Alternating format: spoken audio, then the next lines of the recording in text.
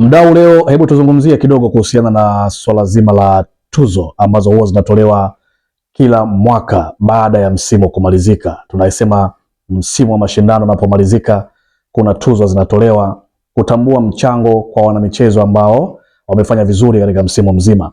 Hapa nazungumzia football, kwa maana tuzo za ligi kuu, tuzo za ligi kuu ya wanawake, tuzo za championship kwa maana ligi daraja la kwanza, lakini first division pia, na tuzo mbalimbali ambazo zinahusisha za heshima kwa watu ambao wamekuwa na mchango mkubwa kwa msimu husika, na wanakutana katika hafla ya pamoja, wanajadili na kupeana tuzo kwa kupongezana kwa kazi kubwa ambayo kwa wameifanya.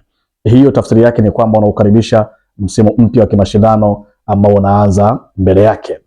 Sasa unafahamu, baada ya tuzo hizi kuna tuzo zile ambazo zinatolewa kila mwezi. Hizo ni tuzo ambazo duniani kote zinafanyika, tuzo za kila mwezi katika ligi husika. Hasa hapa kwetu ligi kuu, tuzo za kila mwezi huwa zinatolewa.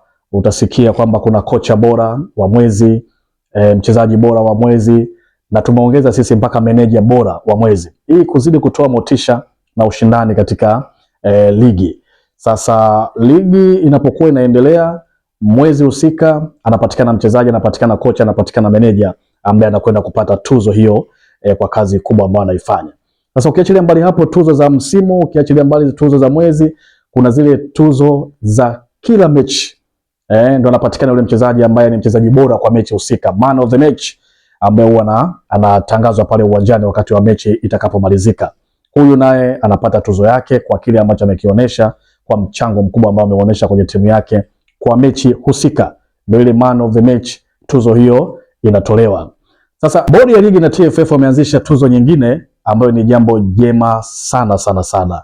Hiyo ni tuzo ya goli bora la mwezi. Yaani wakati inatolewa tuzo ya mchezaji bora wa mwezi, tuzo ya kocha bora wa mwezi, tuzo ya meneja bora wa mwezi, kuna tuzo ya goli bora. Hii ni mpya, wameanzisha.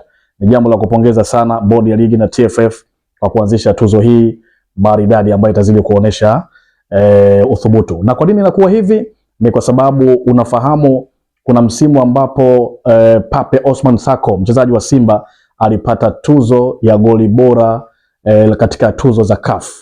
Na hivi karibuni tu Clement Mzize wa Yanga hali kadhalika naye akapata tuzo ya goli bora la CAF katika tuzo za CAF zile ambazo zimetolewa. Sasa kuanzishwa kwa tuzo hii ya goli bora katika ligi kuu ni jambo ambalo linaongeza chachu na kuleta amsha katika michezo ambayo inacheza, na hata wafungaji pia watakuwa wanafurahisha mashabiki pamoja na kusaidia timu zao kwenye kufunga, lakini watakuwa wanafurahisha mashabiki kwa namna magoli ambavyo wanayafunga.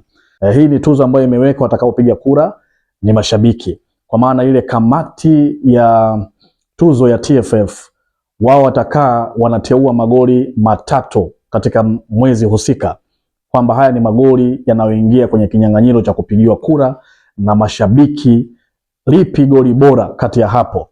Yani maana yake unakuta goli la mchezaji labda wa KMC, Simba, Azam, au magoli matatu ambayo yanateuliwa yanaingia kwenye kinyang'anyiro cha kupigiwa kura, linapatikana goli bora, halafu linatangazwa. Ni mpango mzuri sana kwa bodi ya ligi na TFF ambao wameufanya, lakini kuna changamoto moja ambayo mimi naiona kama vile inaweza ikaondoa uhalisia wa goli lenyewe bora ambalo linapatikana. Na hii changamoto ni kutokana na vilabu vya Yanga na Simba ambavyo wenyewe wana mashabiki wengi kuliko vilabu vyote Tanzania. Sasa ikitokea katika hayo magoli matatu ambayo yameingia, kuna goli la mchezaji wa Simba mfano, alafu kuna goli la mchezaji wa Dodoma Jiji, kuna goli la mchezaji wa Coastal Union, it's obvious mshabiki, goli bora la mchezaji wa Simba ndilo litakalotangazwa. Ikitokea mchezaji wa Yanga ndio goli lake limeingia na vilabu vingine vya madaraja ya kati, it's obvious goli la mchezaji wa Yanga litapita. Kwa nini? Kwa sababu hizi ni timu ambazo zina mashabiki wengi na wao huwa wanapenda vya kwao. Haijalishi ni kizuri, haijalishi ni kibaya, wanakuambia hiki ni cha kwetu. Sasa kutatoka hali ambayo itakuwa si ya uhalisia kwa goli kuteuliwa lisilokuwa bora kuliko mabao mengine ambayo yamewekwa katika yale mabao matatu ambayo yameteuliwa na kamati. Na kutolea mfano mdogo tu, ikitokea Kuna goli la mchezaji wa Dodoma, kuna goli la mchezaji wa Namungo, kuna goli la mchezaji wa Pamba Jiji. Hapo unaweza kupata uhalisia wa goli bora kwa kupigiwa kura, kwa sababu wale wanaopiga kura ama hizi klabu hazina mashabiki wengi kama ambavyo Yanga na Simba walivyo.